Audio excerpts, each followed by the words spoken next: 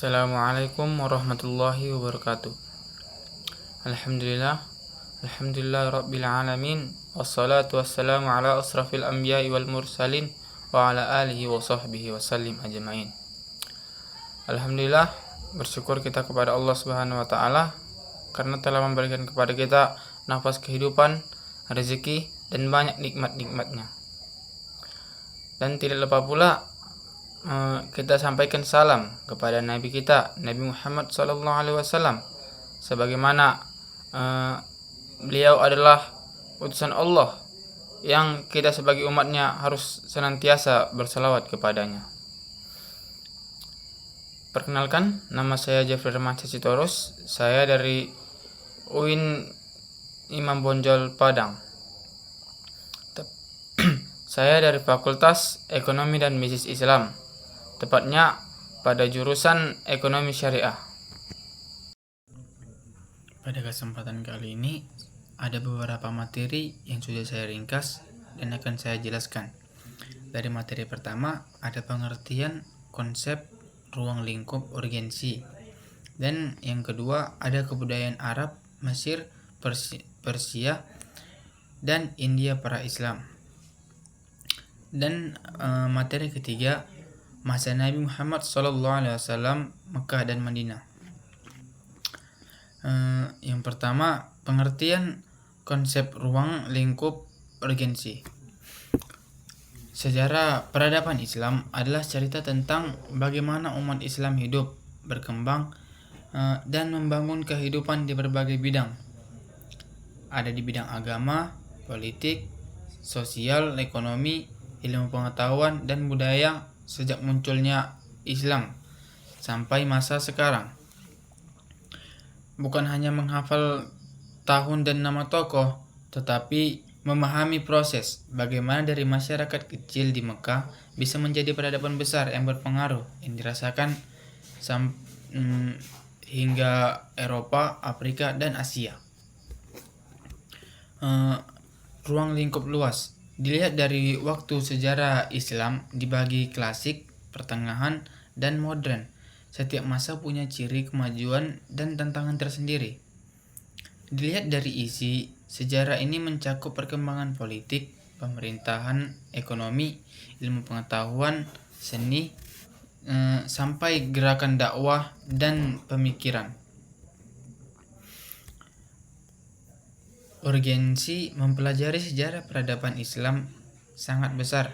Dengan mempelajarinya, umat Islam bisa tahu bahwa dulu mereka pernah memimpin dalam ilmu dan moral, sehingga tumbuh rasa percaya diri dan motivasi untuk bangkit kembali. Selain itu, memahami masa lalu untuk membantu umat menilai masalah zaman sekarang dan mencari solusi yang sesuai ajaran Islam, bukan sekadar meniru peradaban-peradaban lain yang sesat. Dan adapun dari materi yang kedua, kebudayaan Arab, Mesir, Persia, dan India pra-Islam. Sebelum Islam datang, dunia sudah dipenuhi berbagai peradaban besar, dan masing-masing memberi warna pada lahirnya peradaban Islam. Di Jazirah Arab, masyarakat hidup dalam sistem kesukuan. Mereka punya tradisi syair, bahasa yang kuat, dan kemampuan berdagang. Tetapi juga banyak praktik jahiliyah seperti perang antar suku, mabuk, dan penyembahan berhala pada masa Arab tersebut. Di Mesir kuno, masyarakat telah mengenal pemerintahan yang teratur, pertanian maju, serta ilmu seperti dan teknik, sehingga kawasan ini kelak menjadi salah satu pusat kajian Islam. Persia memiliki kerajaan besar, birokrasi, filsafat, dan sastra yang tinggi, yang nantinya mempengaruhi administrasi dan budaya tulis dalam dunia Islam.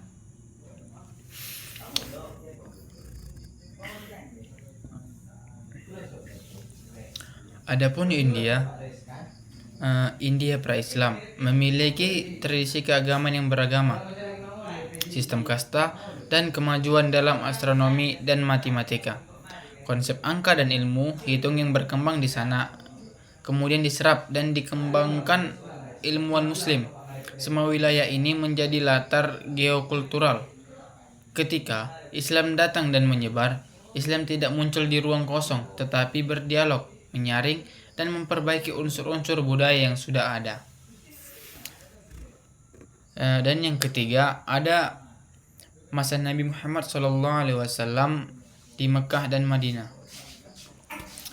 Masa Nabi Muhammad SAW adalah fondasi utama peradaban Islam, karena disinilah nilai dan sistem dasar dibangun. Periode Mekah ditandai dengan yang berfokus pada tauhid, penguasaan akidah, dan pembentukan karakter. Sedangkan pada periode Madinah ditandai pembangunan masyarakat, hukum, dan negara yang berlandaskan wahyu.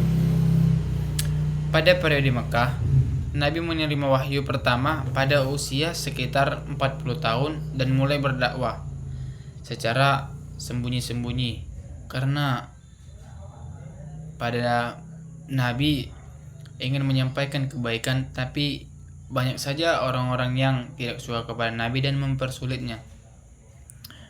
Dan kepada keluarga dan sahabat terdekat, lalu berlanjut secara terbuka.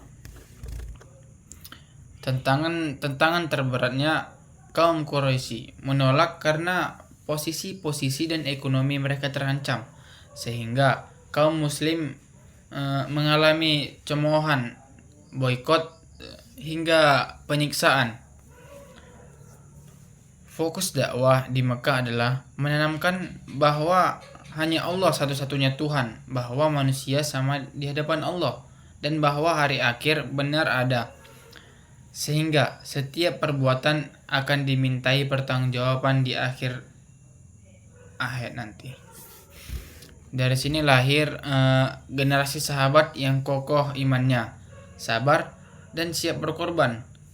Kualitas inilah yang kelak menjadi modal utama untuk membangun peradaban. Dan adapun pada periode Madinah dan ayat Al-Quran yang relevan. Pada periode Madinah, setelah hijrah ke Madinah, kondisi berubah. Nabi bukan hanya pemimpin agama, tetapi juga pemimpin masyarakat dan kepala pemerintahan. Di sini Rasulullah membangun masyarakat yang tertib, adil, dan menghargai perbedaan, termasuk dengan kaum Yahudi dan suku-suku lain melalui piagam Madinah, dan menghargai perbedaan. Ada kaum-kaum yang menyembah berhala, Quraisy, dan lain-lain. Dan saya ada mendapatkan salah satu ayat yang sangat cocok dengan tema pembentukan masyarakat dan peradaban Islam pada masa Nabi. Dari arti ayat tersebut, kamu adalah umat terbaik yang dilahirkan untuk manusia, menyuruh kepada yang makruf, mencegah dari yang mungkar, dan beriman kepada Allah Subhanahu wa taala. Surah Al-Imran ayat 110. Dari ayat tersebut kita tafsirkan bahwa umat Islam dipuji sebagai umat terbaik bukan karena suku atau keturunan, tetapi karena ada tugas mengajak kepada kebaikan, mencegah kemungkaran, dan menjaga iman. Dan adapun penafsiran kedua, masyarakat Madinah yang dibangun Nabi menjadi contoh nyata, ada keadilan sosial, kepedulian sosial, musyawarah, dan perlindungan bagi semua warga, sehingga layak disebut masyarakat peradaban. Dan ada ayat lain yang menggambarkan persatuan masyarakat Madinah adalah yang artinya, dan berpeganglah kamu semuanya kepada tali atau agama Allah, sudah ditaukidkan agama, dan janganlah kamu bercerai-berai. Surah Al-Imran ayat 103. Masih sama dari surah Al-Imran. Secara makna, ayat ini mengajarkan umat untuk berpegang pada ajaran Allah sebagai pegangan utama dalam hidup bersama, menjauhi perpecahan karena peradaban Islam kuat jika berdiri umatnya bersatu dan saling tolong menolong. Dalam praktik Madinah, ajaran ayat-ayat tersebut dampak pada persaudaraan antara muhajirin dan ansor yang saling membantu secara ekonomi dan sosial. Dalam praktik Madinah, ayat-ayat tersebut yang tadi tampak pada yang persaudaraan antara muhajirin dan ansor. Sikap toleransi kepada dan poin kedua, sikap toleransi kepada non-muslim selama mereka hidup damai dan menaati kesepakatan kota, penegakan keadilan dan hukum sehingga semua orang merasa aman dan terhormat. Mungkin inilah yang saya dapat sampaikan dari beberapa materi tersebut. Jika ada salah, mohon maaf.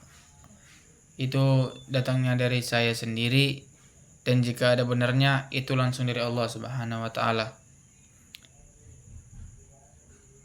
Jika menurut dari yang melihat banyak salah, wajar karena manusia tempatnya salah.